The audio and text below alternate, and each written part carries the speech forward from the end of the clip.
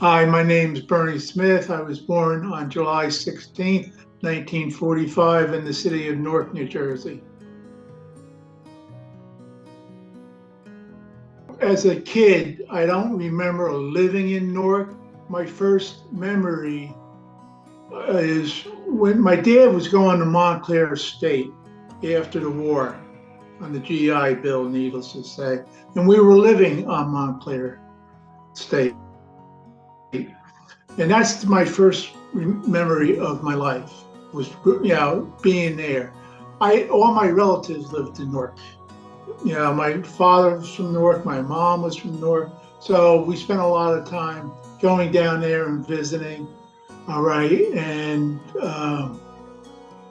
I have spent a lot of time in my life in Newark doing different things. And we'll get into some of those later on. But you know, after he graduated from Montclair State, he got a job in Stillwater, New Jersey as a teacher and also principal of the school. And it was a great school. And this is like 1950 now. And the grade school was first and second grade were together, third and fourth was together, fifth and sixth was together, and seven and eight were together. All right. That's how small the school was. Okay. And we spent about 8 years living in Stillwater, and I remember going back to Newark, especially for St. Patty's Day. All right. There was always a big parade downtown Newark, on Broad Street, and all my uncles and cousins and everybody else would either be taking part in the parade or being a spectator on the sidelines. And all my grandparents lived there for most of their lives. My one grandmother moved to East Orange, which is like around the corner, so no big difference, but no.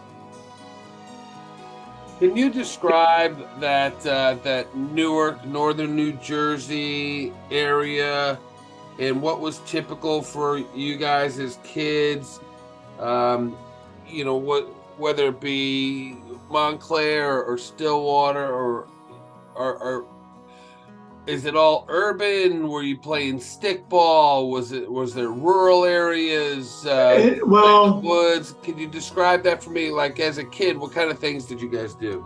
And Stillwater was a neat place to grow up. It was out in the sticks, literally. This is 1950 now. No TV reception until like 1955.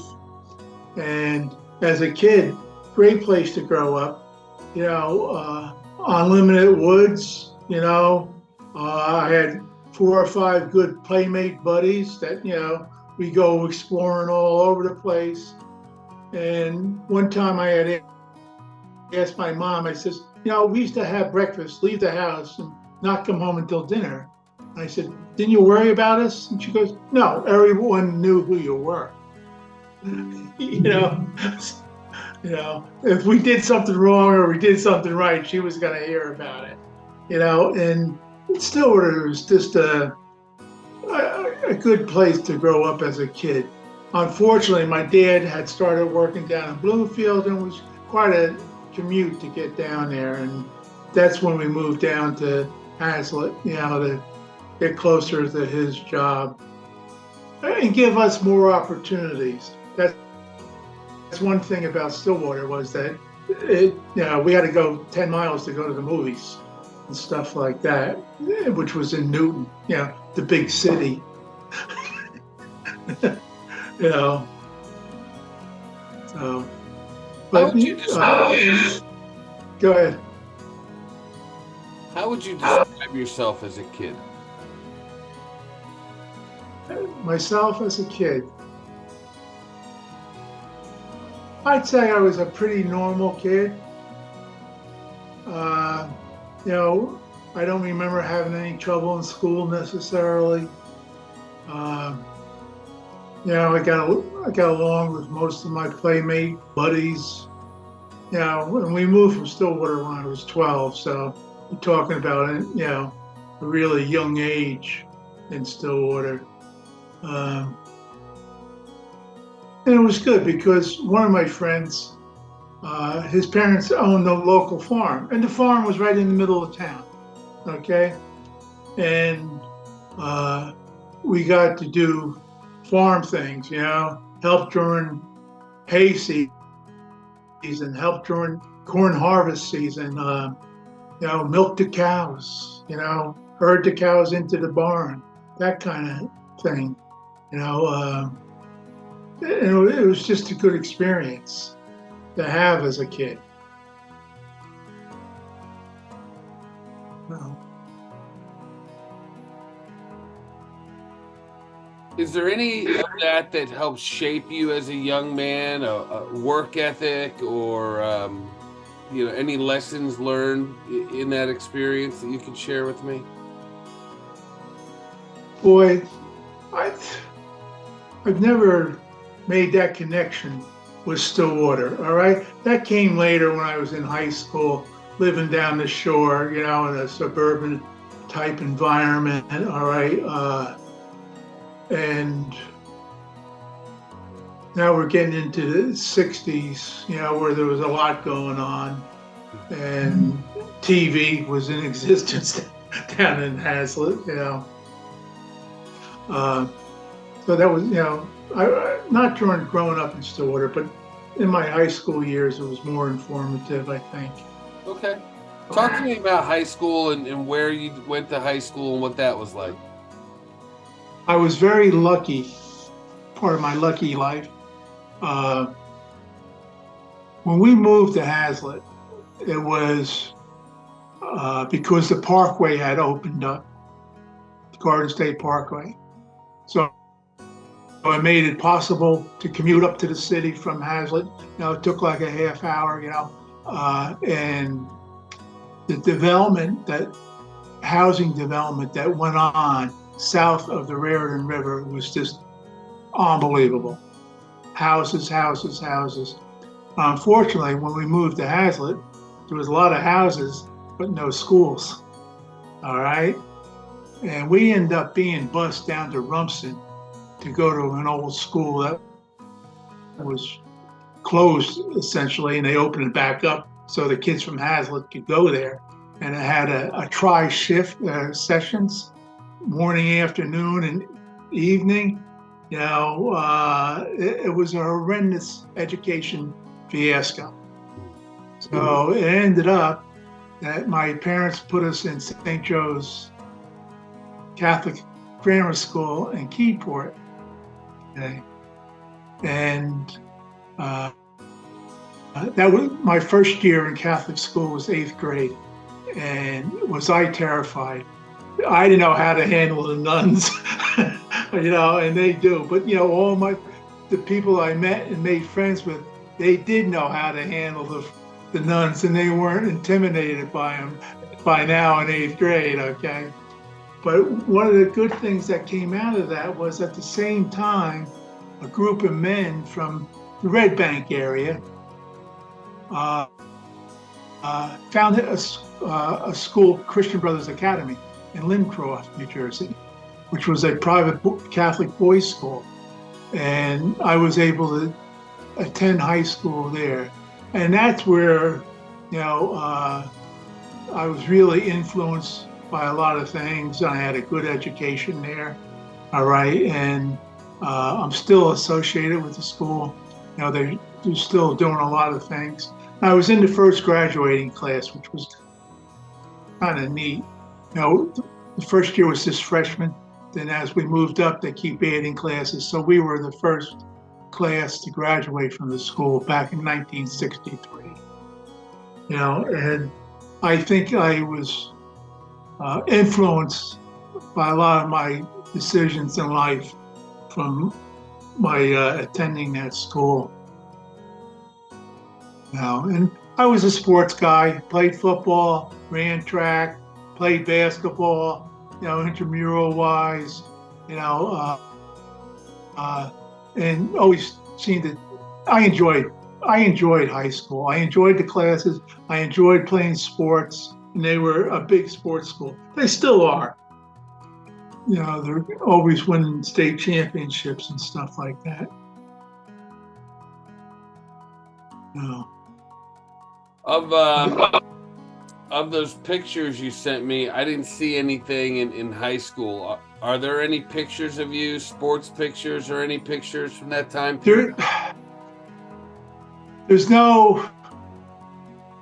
There are only group shots, sports-wise. Now in the yearbook, all right, there's my mug shot, but it's only like team pictures and stuff like that, and they're not very. If you don't mind, I'd like for you to just snap a picture Okay. of your phone. Okay. If you don't mind of your Yeah, I can yearbook. do that. I appreciate that. That'll be helpful. Yeah, I thought about that and I forgot as I was doing that. No worries. No. No worries. So,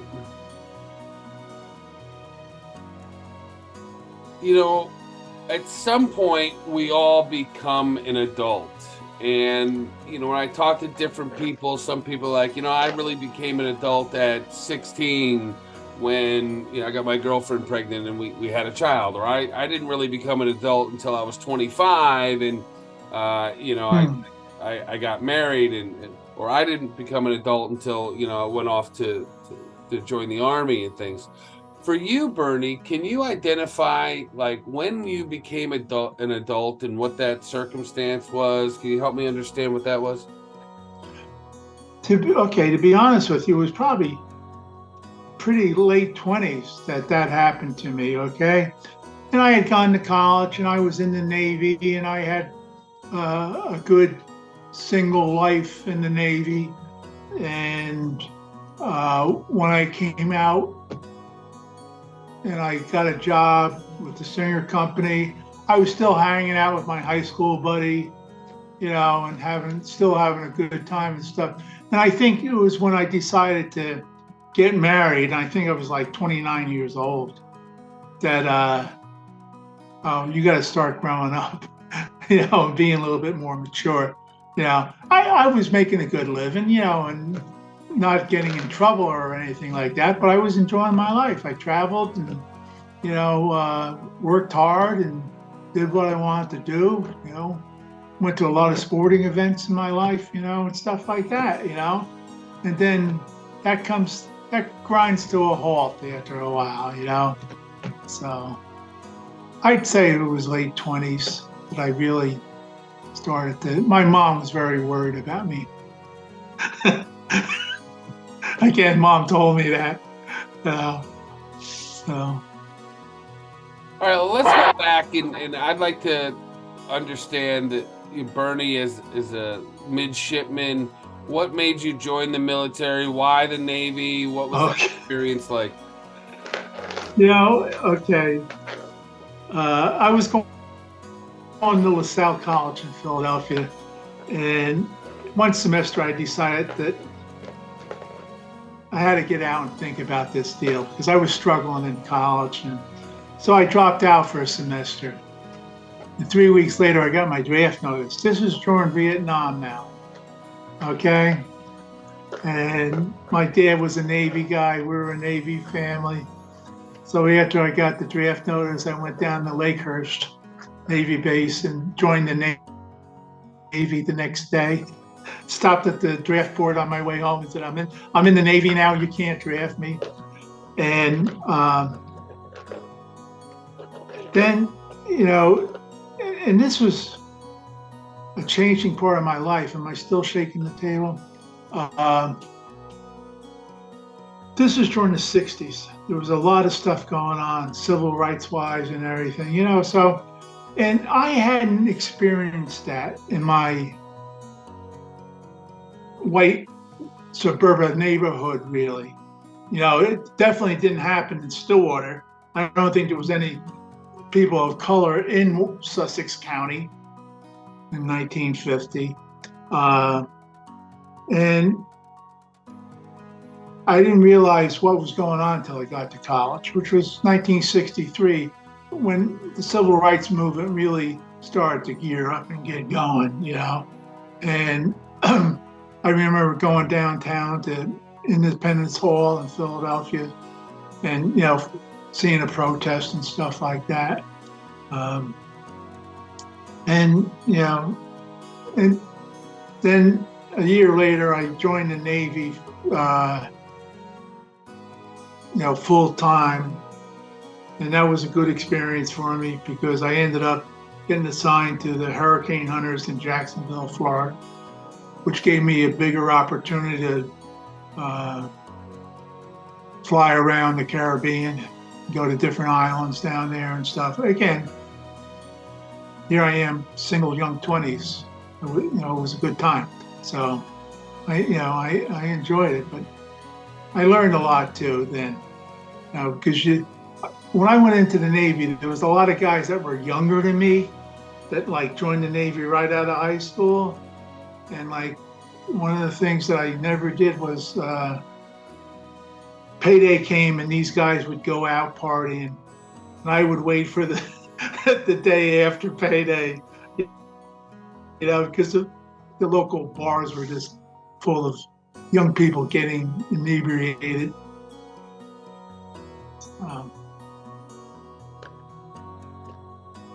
I think I might have got off that question that you asked, but.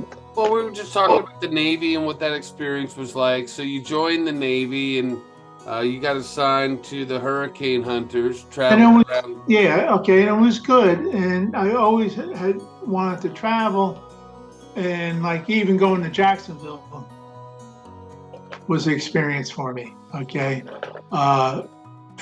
being down south.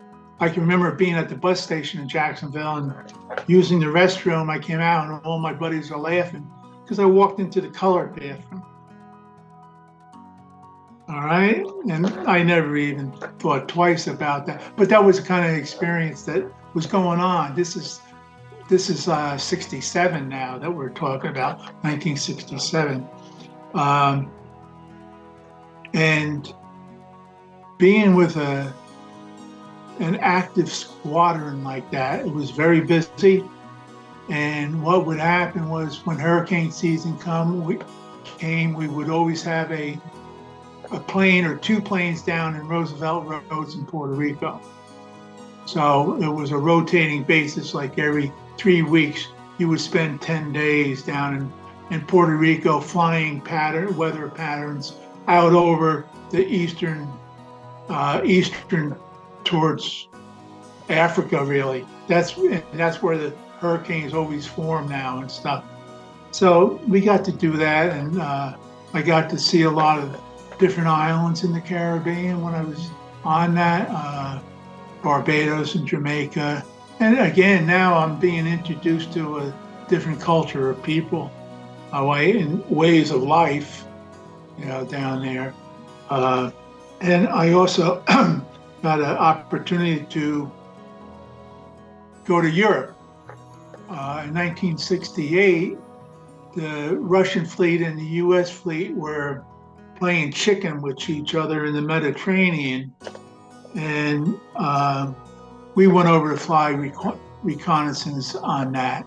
We had radar and stuff on the plane to do this. And we, flew into Rota, Spain, and that was our main base. And then we would fly patterns and end up going to Naples, Italy, and spend a couple of days there. Again, this is an eye-opening experience, and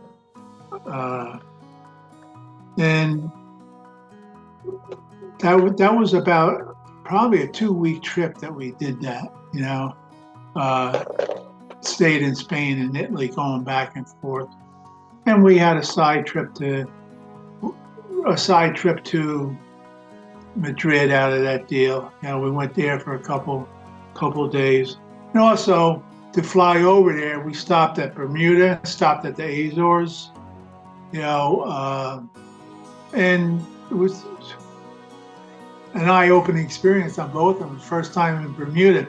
And I had been back to Bermuda a dozen times since that because of that it's just a beautiful spot. What else can you say?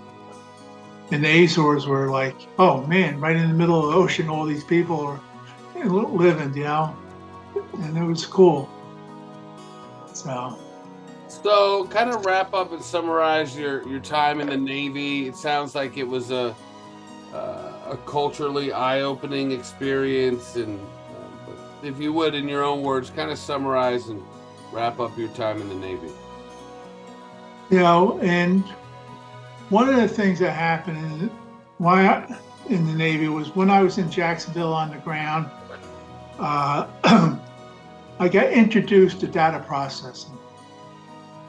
We had a system in the squadron on the base where we would keep track of the maintenance on the planes, the material, the man hours, the time that it would take to do a maintenance job on a plane, change an engine, it takes so many hours and stuff like this. And I was the office person for that. I would run the cards, all the time cards up to the data center on base, and next day I'd pick up the reports and bring them back. But because of that, it got me interested in data processing, all right, which became my life work after that. So I had a good experience in the Navy.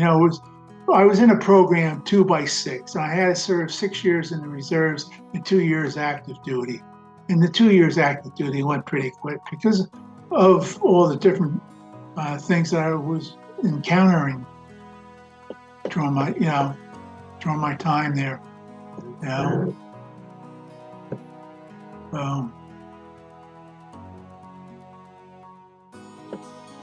How'd you meet Penny?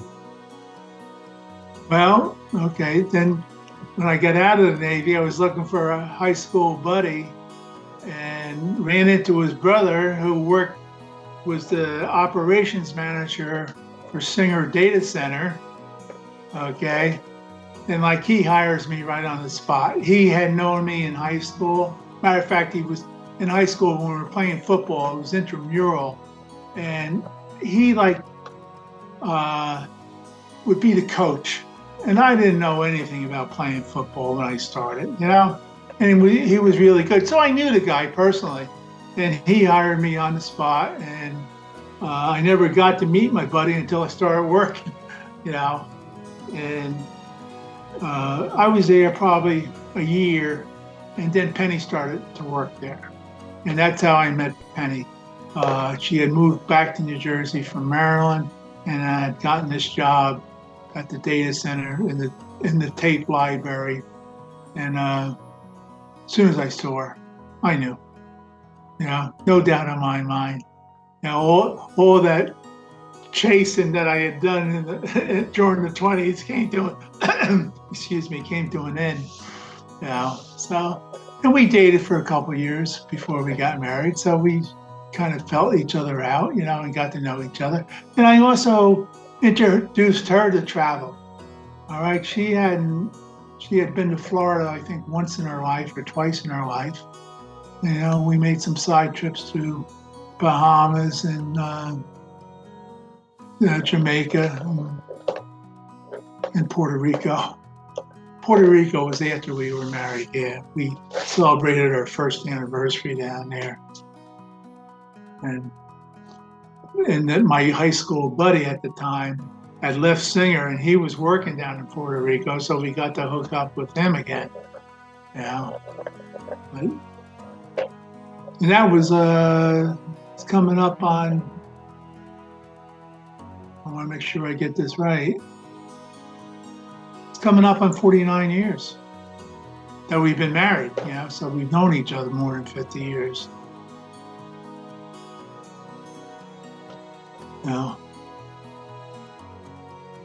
There's a photo in here of moving day to 27 Bakers Mill Road.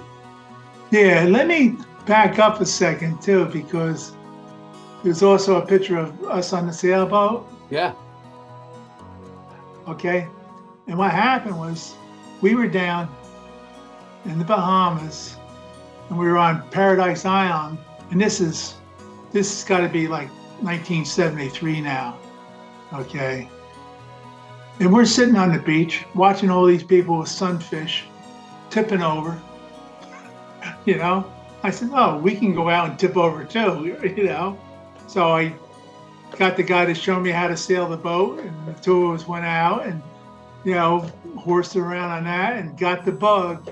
And we came back from that vacation and went into, took sailing lessons down at Monmouth Beach in New Jersey. And shortly after that, we bought that boat, you know, from a guy who was moving up. You know, it was a 22-foot O'Day that we just loved to death. And we had the boat for several years. And one of the highlights that we did, we had that boat in 1976 when they had the bicentennial with all the sailboats and ships coming into New York Bay. And we stayed out on the water for 4 days during that, you know. And so it was an excellent time. We had a good time. Unfortunately, we sold the boat as a down payment on the house, which we moved into on 77. You know, we had been living down in Middlesex County, and we both worked in Elizabeth. She worked for the courthouse, and I was working for Singer at the time when we did that. You know, and it was, and the way that came about was we were looking in Hunterdon County, and they had multiple listing books. This is before the day of the computer. And the multiple listing book that we were using had a section on Warren County. And as I flipped the page, it was like the same house in Hunterdon County and Warren County, but the Warren County house was like $10,000 cheaper. I said, oh, all right. And I had relatives that lived in Hackettstown. And so we went there, and the realtor wanted us to look at this house a couple of times, but it was above our budget. So I said no, and finally we said yes. And before we left the driveway, we knew we were going to buy this house. You know, and we got a good view. You know, I still look out the window every morning. So, and it's been good. You know, we raised the kids here, and you know, I don't really want to move. You know, Penny wants to move down to South Jersey for obvious reasons. You know, I'm not ready to do that. So, you know, that will come sooner or later.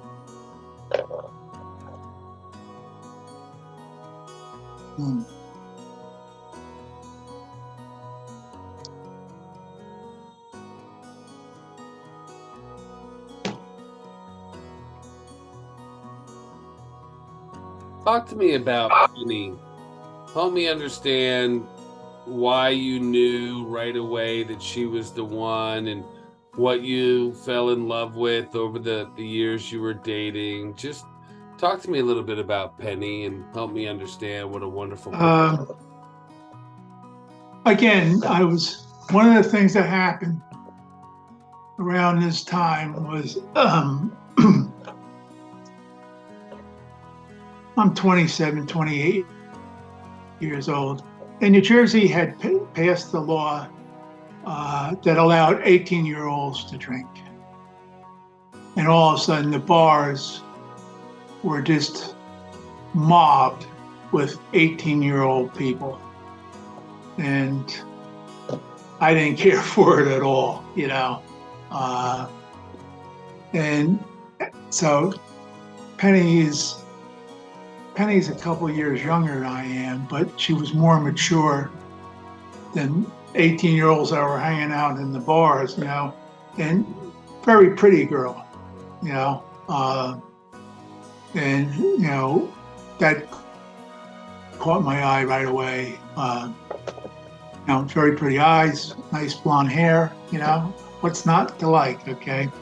And I think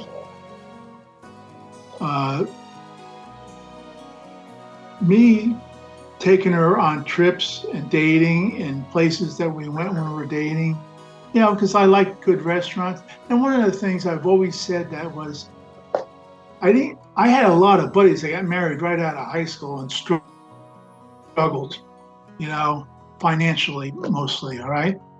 Now I'm 28 years old. I'm somewhat established. I got a good job. I'm making good money. All right. I like to go to good restaurants and shows and stuff like that. I think she was impressed that I knew about stuff and how to do that. All right. And also traveling. We had some good trips. Now, after we were married in '74, and Ben didn't come along till '78. So those 4 years, we made like 2 vacations a year, traveling vacations, going to different places and stuff like that. So we had a lot of good times and really got to know each other and stuff like that. And sharing the ownership on the sailboat was like our first common thing that we did together. And that worked out well.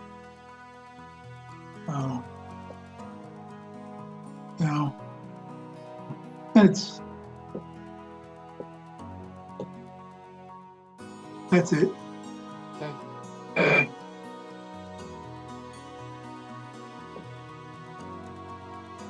One of the questions I have written here is, what's important to know about your adult life? What's important to know? What lessons did you learn? If we think of this from a legacy standpoint, and what do we want the kids, the grandkids, the great-grandkids to know about your adult life? And one of the things I think that I always felt like I was a good worker. I know I was a good worker, all right, because I had gotten a lot of assignments. I got a lot of good assignments when I was working for Singer. I was sent to Mexico to do stuff. I was sent to Europe to do stuff. And I think I always completed a good job. Even I was working in Elizabeth, but they picked me to do a corporate job in New York. So for several years, I had 2 offices. I had one in Elizabeth and one in New York, doing financial stuff. And I always felt like I was a good worker, and I didn't miss work very often. I was usually pretty healthy, so there wasn't a lot of sick days involved or anything like that. And I feel, and nowadays, I feel like people don't take their job serious. One thing I've said many times, a lot of people think that jobs are a democracy. They're not. It's a dictatorship. You get a boss and you got to do what he tells you, And, I've used that line a couple of times now, and one of the things recently and I was so glad that I did a lot of things in my life, travel-wise and whatever. And biking, my brother and I were big bikers. And we did that, but I also wanted to do a lot of walking things that I never did, and now I can't walk. For me to walk, especially like on a beach or something like that, is, that's like a cardiac arrest waiting to happen. But to get out and do stuff and also document it. It's like doing this exercise here is that I had to go back and think about a lot of things, and I listed places that I had been, and I know I left things off that I did there and stuff like that. But work hard and travel. So I'm going back now and thinking, was that one of my jobs after Singer was a consulting firm. And I worked for them for about 10 years. And in the consulting business, the the game is to finish one job on Friday and start a new job on Monday morning, so you don't have any downtime. The company's making a fee on this, and I think out of the 10 years I was there, I had like 3 down days. Where the timing just didn't work out and stuff like that. And I got called back to a lot of accounts. After I was a consultant, I got a job with Hess, and that was because I had consulted there. All right, and I was an account manager there. I had like 13 people from our firm working there that I was responsible for, and they called me up, and they were trying to get me back in there as a consultant, and they had a rule where you can't talk to people in the firm that you're going to work for. All right, like they can't, if you were working there, they can't try to recruit you. And so they asked me before we started, and I said, yeah, and it was a good opportunity. And I was there about 10 years, give or take.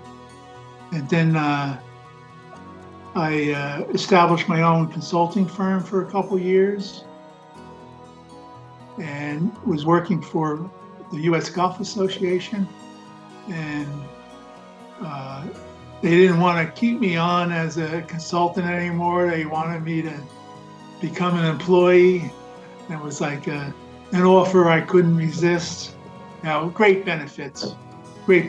So that's where I ended up my working life, was with the USGA. So it was good. But work hard, make things happen. That's a good core value to have and legacy to leave. The work hard, work ethic. Yeah. Talk to me about family. All right, so let's go back. We did some work stuff. You and Penny were blessed with 2 beautiful kids. Tell me about your family. I think I'm one of 6 kids, and I think my parents did a good job showing me how to get through life. Okay. And Penny also says quite often that my parents showed her how to be a grandparent, that she's referring to now because we're grandparents. But, we had, Ben came along in 78 and, started, talk about having a life-changing experience. As soon as you have kids, you learn a lot of medical terms all of a sudden start popping up in your life, and going to the doctors for this and for that and stuff like that. And one of the things that I enjoyed in my lifetime was the continuity of living in the same space.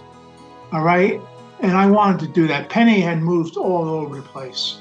Like every 2 years, she was someplace else, went to the 3rd grade 3 times because they were moving around and whatever. And I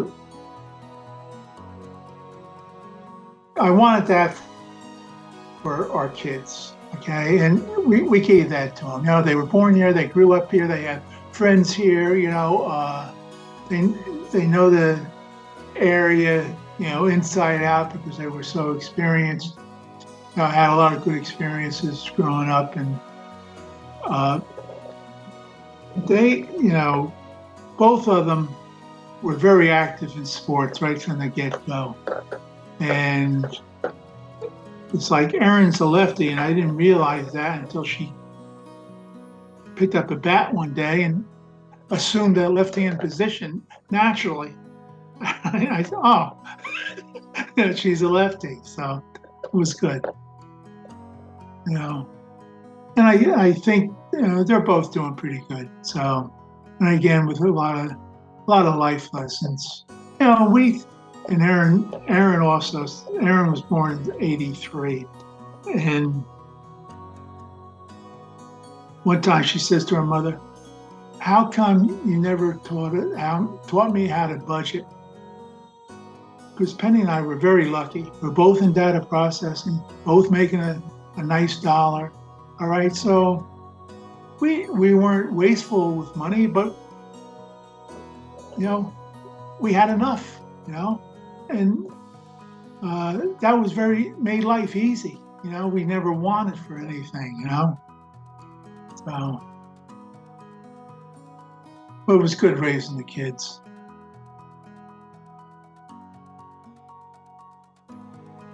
As an adult, you still travel. I see Florida here, tailgating, Army, Navy gig, Yeah. trip to Ireland. Yeah. Since COVID happened, we really haven't traveled that often. I think we did make a trip down to Florida last year for a funeral.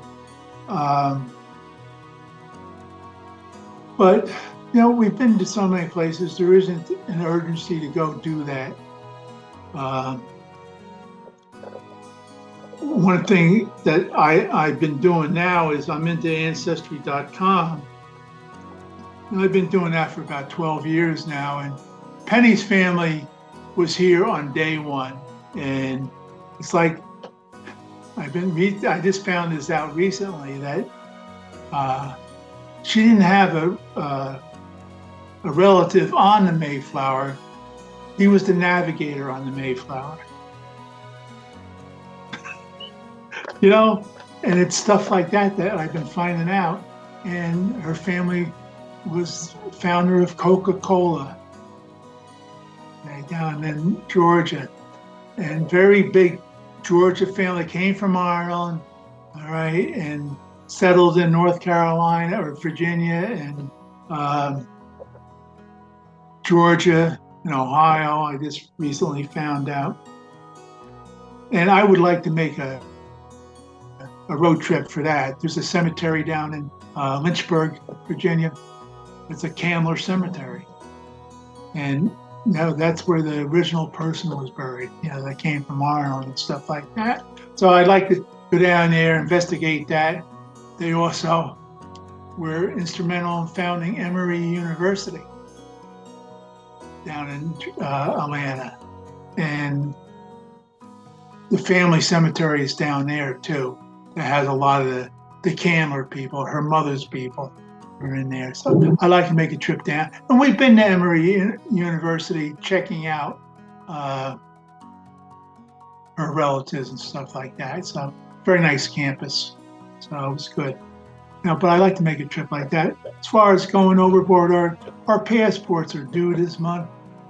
And I don't think I'm gonna renew it. I don't. Now again, because we're both getting a little bit older. Now I don't walk as well. What are you gonna do? If you get in a situation, I do all right when it's flat, but if there's any kind of grade to it, it's tough. And I hate to be on a trip someplace and get stuck walking up this 1,000-step, tourist site or whatever. We'll see. Another thing too, cost an arm and a leg. Holy cow! I can't believe. I was just telling someone this story the other day. About 40 years ago, my dad says to me, "I can't believe the amount of money you spend." And it's not like he was saying it like I was wasting it, but just the cost of things. Now I'm in the same position now. Look at the price of tickets for football games. It's outrageous.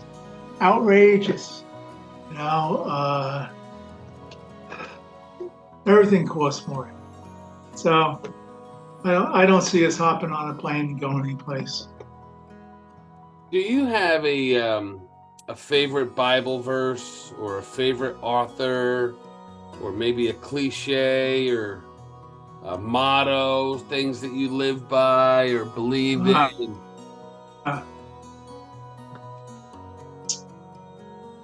I'm a big reader. I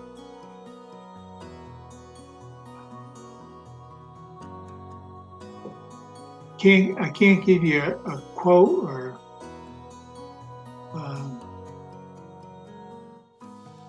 I think I'm a big classic reader, but I read, like I read all the John Grisham books. I'm into the J.D. Robb books now, and Cormac.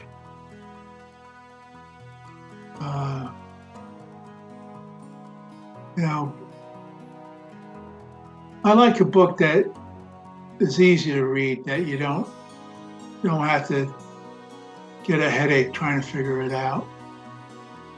But no, I can't give you the quote. I have to think about that one. No problem. You know.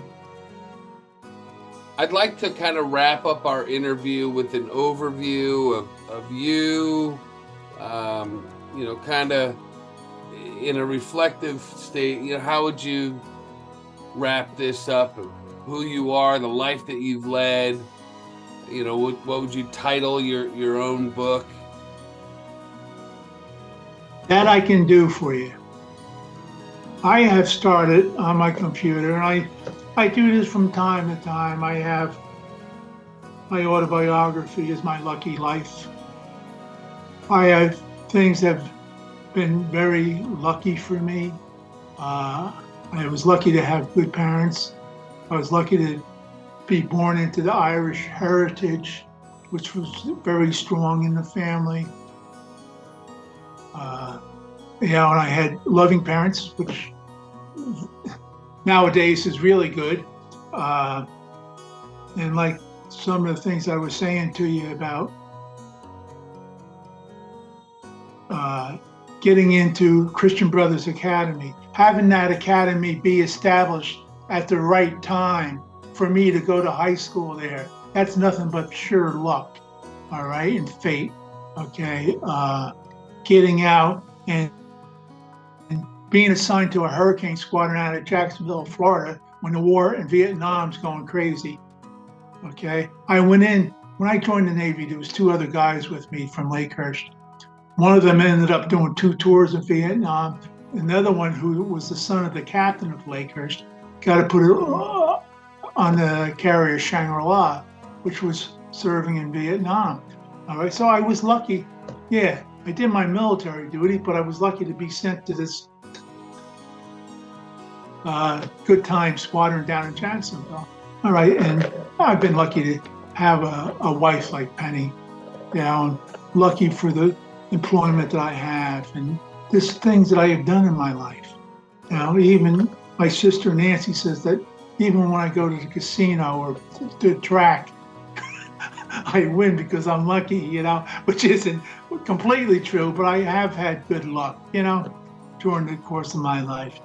And one of the reasons for that luck is that I'll have a budget of $50, and if the $50 goes away, I stop, so, but that's, I've been very lucky, even with, for a long time, I was very lucky with my health.